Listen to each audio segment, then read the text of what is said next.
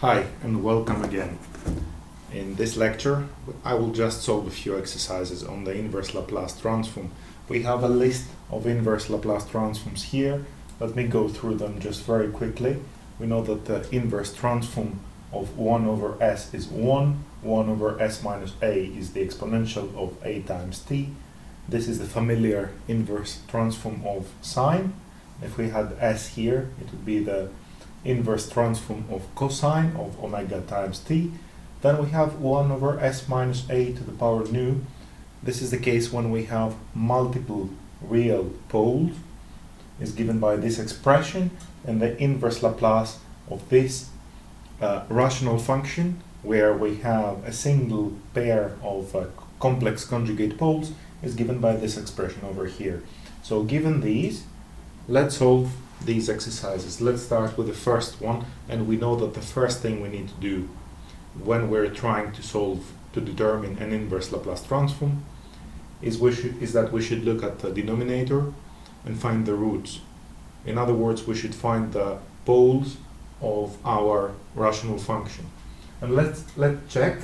This is a strictly proper rational function. The numerator has a degree of 1 and the denominator has a degree of 3, which is larger, so it's strictly proper. So we can apply the methodology we know. So let's start. We have that the denominator is this third order polynomial, and it is not clear what the roots of this polynomial are. If it were a second degree polynomial, we would be able to take the discriminant and so on and so forth and determine the roots. When it is a third degree polynomial, the best we can hope for is that if we look at the constant term, which is 10, the best we can hope for is that we will be able to determine some integer roots, which are the numbers, the integer numbers that divide 10. So these will be plus and minus 1, plus and minus 2, plus and minus 5, and plus and minus 10 potentially. We can eliminate the case that any of these are positive. This doesn't have any positive roots, because if you plug in here any positive number, if you replace s by any positive number, then the result cannot be 0, because it is a sum. It will be a sum of positive terms. So we should be looking at negative numbers. And let's check whether minus 1, for example, is a root by any chance of this polynomial. So what is q of minus 1? Let's see whether this is equal to 0.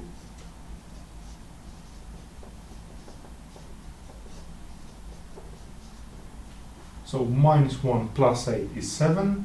7 minus 17 is equal to minus 10. Minus 10 plus 10 is equal to 0. So this is equal to 0. Indeed, minus 1 is a root of q of s. And since we have a root, now our aim is to determine the other two roots. We know that here this polynomial has 3 roots overall. And to do that, we use Horner's scheme.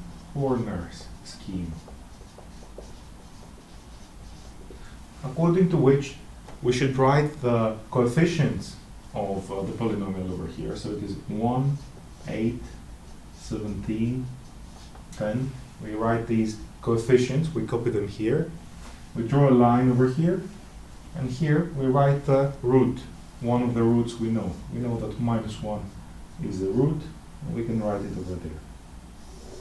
And we draw 2 lines.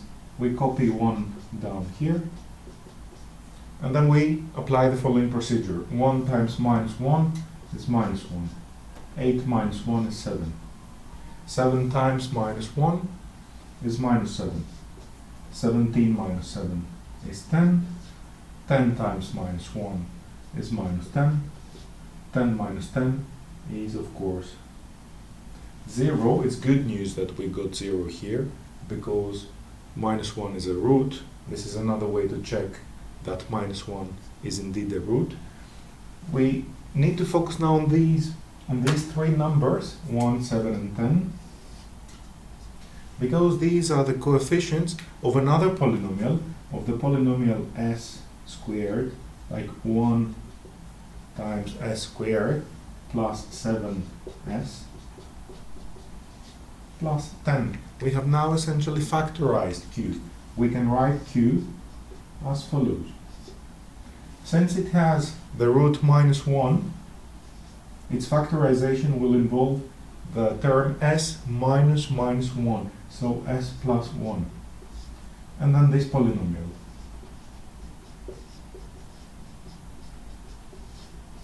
So what root does q have? Q has the root minus 1 from here, and another two unknown so far roots from this polynomial, from s squared plus 7s plus 10. But this is a second order polynomial, so it is very easy now to take the discriminant, which is equal to 9, and then the two roots here, let's call them s2 and s3.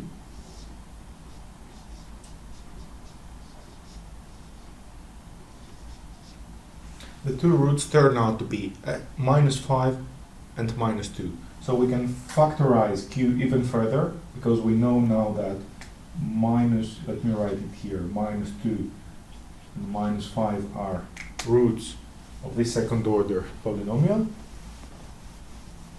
And we can write q like that.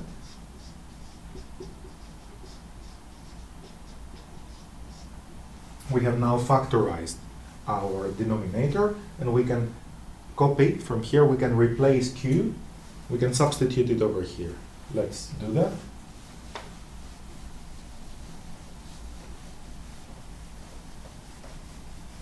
This is now great. If you notice here, we have s plus 1 in the numerator, s plus 1 in the denominator. We can eliminate them.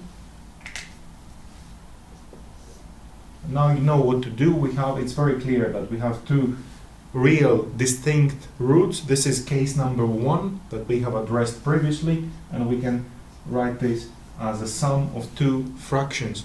This is now the so-called partial fractions expansion. So we have a divided by s plus 2 plus b divided by s plus 5. Or you can call them a1, a2, whatever you like. Now if we multiply both sides of this equation by s plus 2, s plus 5, we can equivalently write 1 equals a s plus 5 plus b s plus 2. Let's expand the right hand side. We are looking for a polynomial of s on the right hand side, so let us now collect the terms that involve an s and the constant terms separately. We have an equality of two polynomials. On the right hand side we have a first degree polynomial, something times s plus a constant term. On the left hand side we have a 0 degree polynomial, just a constant term. You can think of this as 1 plus 0s. So by comparing the corresponding coefficients, this is because two polynomials are equal, if and only if the corresponding coefficients are equal.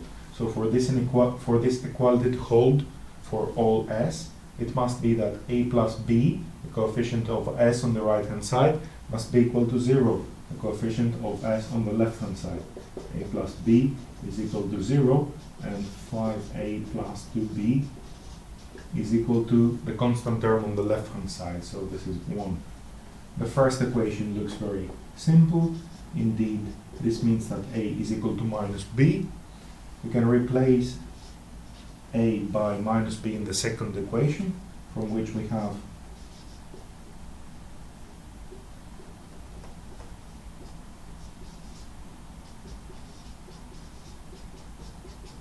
minus 5b plus 2b is equal to 1, equivalently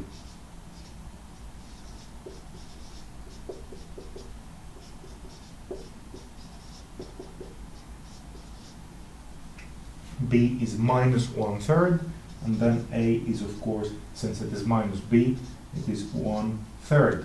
So we can replace a and b up here.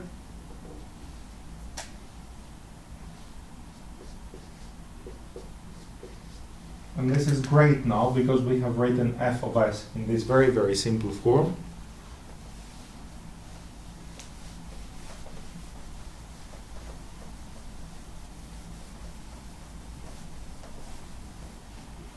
And we can now apply the inverse Laplace transform. So the inverse Laplace transform of f is a function of t, which is the inverse Laplace of the first term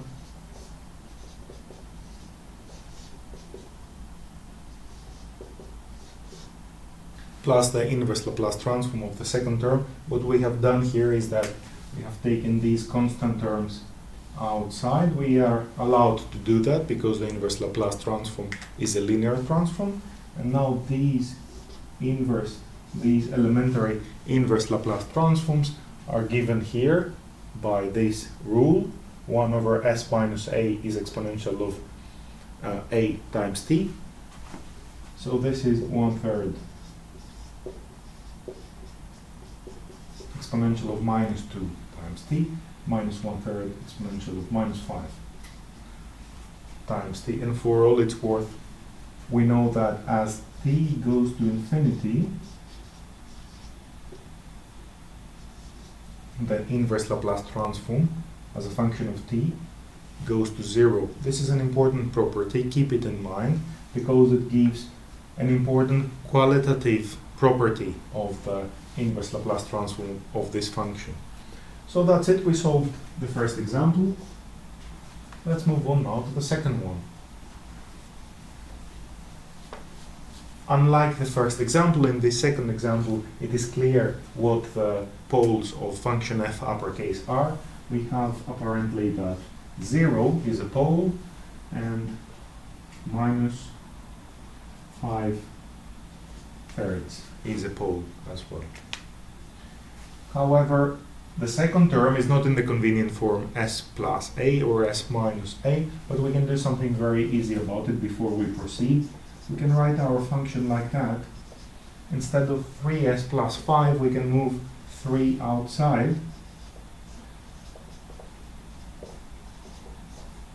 And we can have something like that, s plus 5/3. And the numerator remains the same. Now we can decompose that into partial fractions. We can do a partial fractions expansion.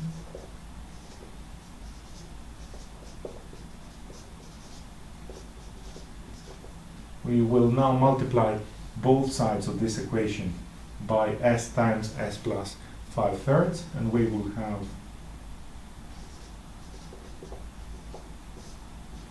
we can also multiply by 3 to get rid of this 3 over here. So let's multiply by 3 everywhere. This is optional, you're not obliged to do that, but it is more convenient. Let's write it once again.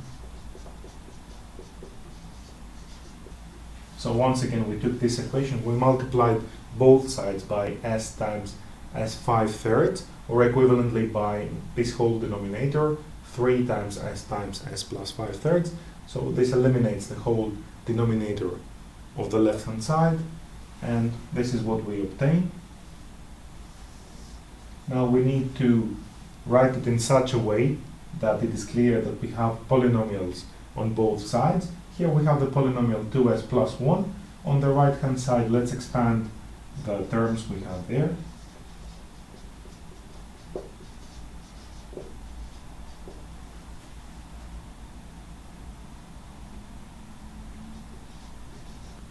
So this is the coefficient of the first order term. It is 3a plus 3b, and this is equal to the corresponding coefficient on the other side, 2. And then we have that the constant term on the right hand side is 5a, and the constant term on the left hand side is 1. And from here we can see that a is 1/5, and if we plug it in here, we will determine b. But what is more important, is to identify that the inverse Laplace transform will be a sum of the inverse Laplace transforms of these two terms. So the inverse Laplace transform of f will be a time domain function, which will be a times the inverse Laplace transform of 1 over s, which is equal to 1. So this is just a, and then plus b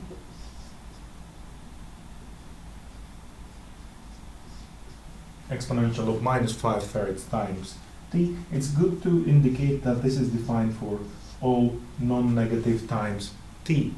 And we have now solved the second exercise as well. The difference between this second one and the first one is that here we had a pole, a single pole at 0, and we see that this gave rise to a constant term. So the poles, I will repeat that once again, that the poles of an S-domain rational function and S-domain strictly proper rational function determine the form of its inverse Laplace transform. Let's move on now to the third example.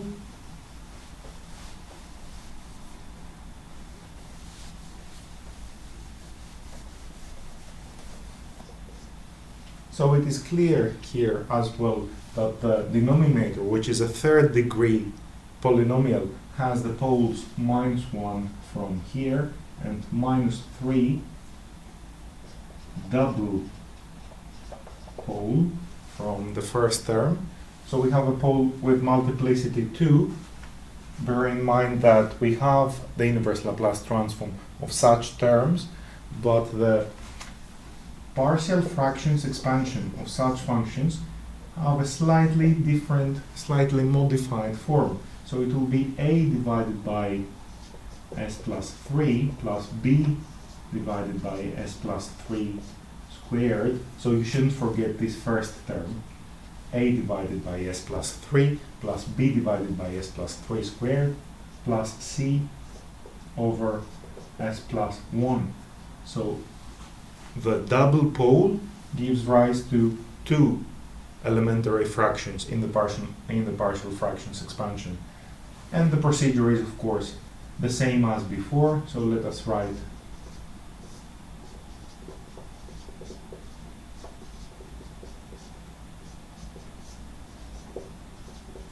this is the equation we have. We will multiply by s plus 3 squared times s plus 1. This is the whole denominator of f of s.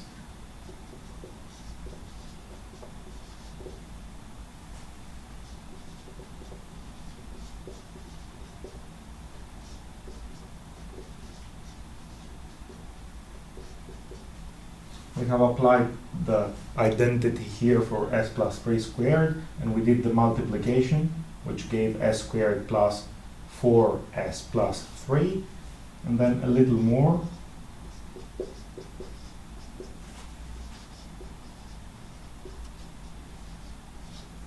Now, very carefully, we have to collect the terms with s squared,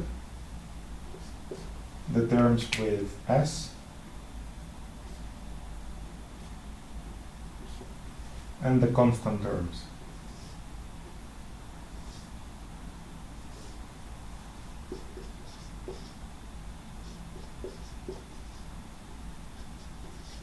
Now, by comparing the corresponding terms on both sides of the equation, so we have a plus c is the coefficient of s squared, and 0 is the coefficient of s squared on the other side of the equation. Then likewise, 4a plus b plus 6 times c is the coefficient of s, and -7 is the coefficient of s. So these two must be equal, and 1 is the constant term on the left-hand side. 3a plus 9c is the constant coefficient on the right-hand side. So we obtain from here 3 equations. 1 equals 3a plus 9c. And what is the same?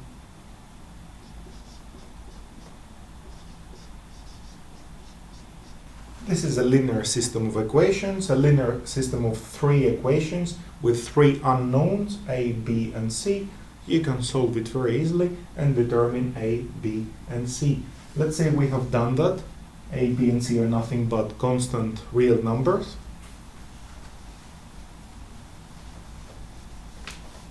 You can do that as an exercise, but what is more important than determining a, b, and c is to tell that the inverse Laplace transform of f is a times the inverse Laplace of this simple fraction plus b times the inverse Laplace of this simple fraction plus c times this third simple inverse Laplace transform. And we have all these as elementary inverse Laplace transforms in this table. So we have a times this one is from here, it is exponential of minus 3 times t plus b exponential of, this is squared, so we will use this formula. So we have t times exponential of minus 3 times t plus c times exponential of minus t.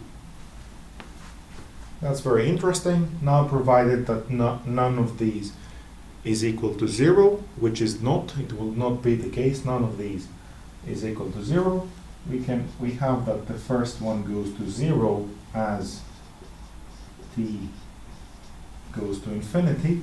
The second one is t multiplied by an exponential, t increases to infinity, but then the exponential pushes it down to 0 and the whole thing converges to 0 as well. And the third term is again a decreasing exponential which converges itself to 0. So the inverse Laplace transform of this function in example 3 converges to 0. So we determined that inverse Laplace transform as well. And let's now move on to exercise number 4.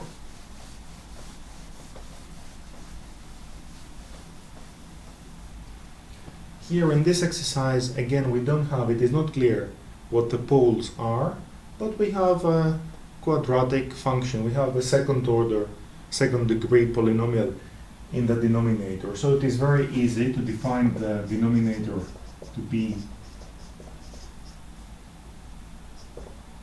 s squared plus s plus 1, and we can solve the equation q of s is equal to 0.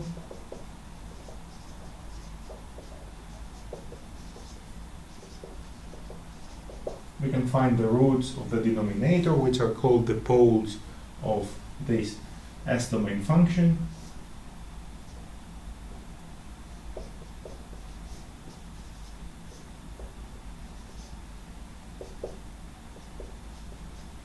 The square root of minus 3 is j is the imaginary unit, times the square root of 3, and again divided by 2.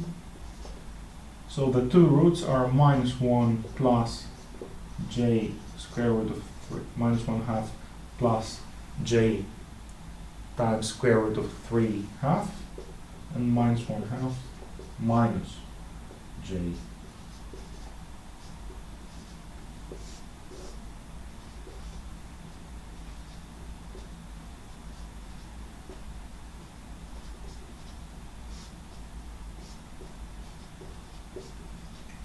So on the complex plane, the two poles we have are this one, and they are conjugate to one another.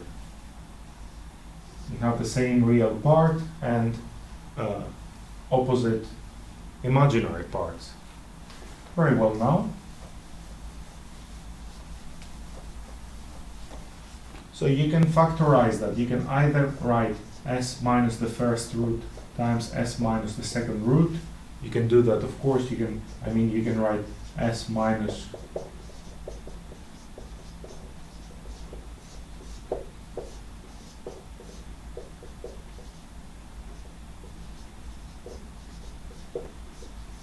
you can write it like that, s minus the first root, s minus the second root, but you can also write it like that.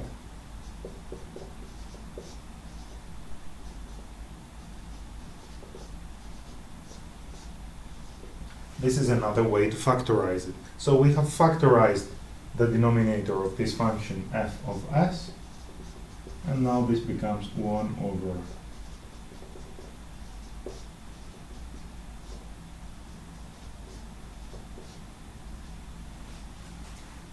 Now the inverse Laplace transform of this function is given directly by this rule over here. I will leave it to you to do the substitutions here to identify the components we have, but just very quickly, you can find k and phi 0 yourselves, but just very quickly, just to convince you that this is indeed an example, an instance of this inverse Laplace, you can see here that 1 can be written as 1 plus 0 times s, and isn't it s plus a squared plus b squared? Isn't it like that in the denominator?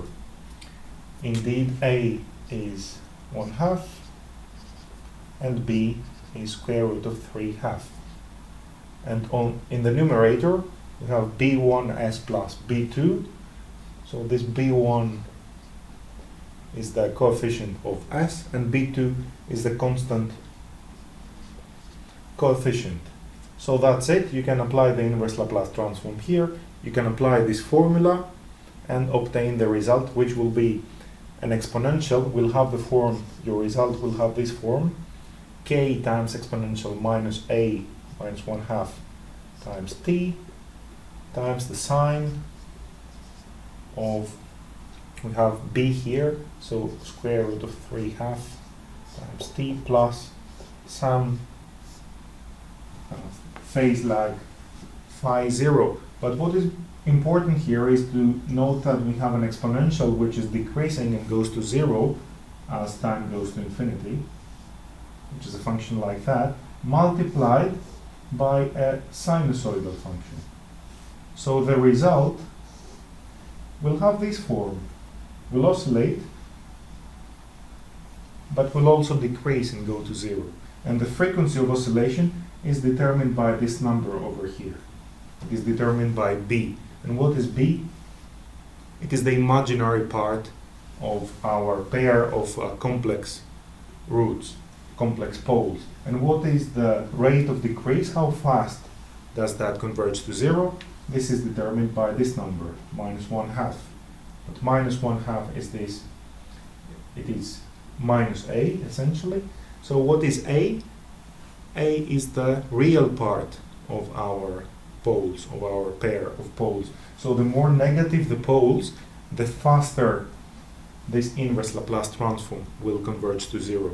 And the higher the imaginary part of these poles in absolute values, in absolute terms, the more oscillatory, the higher the frequency of oscillation. So with that, now we have solved exercise number 4. And let's move on to the last one, exercise number 5.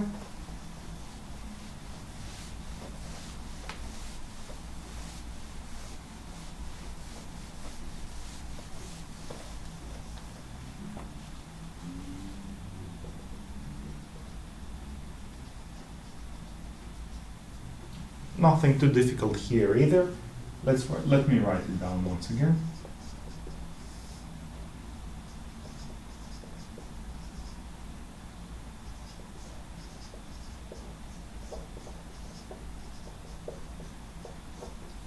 We just have to identify, we have to find the poles of this function, the roots of the denominator. From the first term here, we see that 0 is in fact a root. From the last term, we see that plus and minus j is a pair of complex, imaginary actually, poles or roots of the denominator. Now the second term is a second order polynomial. Perhaps it is clear what the roots are of this polynomial, but perhaps not. What we can do here is that we can factorize it. So s minus 1, s plus 1, s squared minus 1 squared is equal to s minus 1, s plus 1. So from this second term, we have poles plus 1 and minus 1 respectively. So we can write our function f of s like that.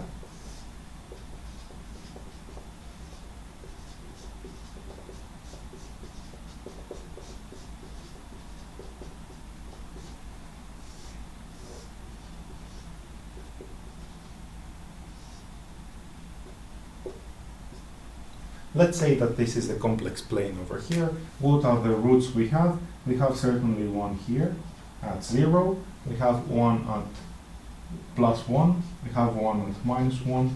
And we have a couple, we have a pair of complex conjugate roots over here. So these are the five components, the five roots that will determine, after all, the form and the qualitative characteristics of the inverse Laplace transform of f. So I will not solve that. You know what to do here. You know that you have to do a partial fractions expansion that has to look like a divided by s plus b over s minus 1 plus c divided by s plus 1 plus d divided by s squared plus 1. But what is more important is to see that because of that pole, we have this term, and the corresponding inverse Laplace transform we will have this form, will be a decreasing exponential. Because of the pole at 0, which has a multiplicity of 1, we will have a constant term. Because of this pole, we will have an increasing exponential. And because of this pair of poles, we will have an oscillatory component. So overall, and just because we have a positive pole, forget about all the rest. All the rest will be bounded terms at infinity. But this will prevail as time goes to infinity. So as time goes to infinity, this term over here will drive our inverse Laplace transform away from 0, either to plus infinity or minus infinity. And this essentially determines the characteristics, the qualitative characteristics of the inverse Laplace transform of f of s. Now, if you like, you can determine a, b, c, and d by multiplying both sides of this equation by the denominator of f of s, and then solve a linear system with 4 unknowns. So we have now solved exercise number 5. Thank you very much for watching, and goodbye.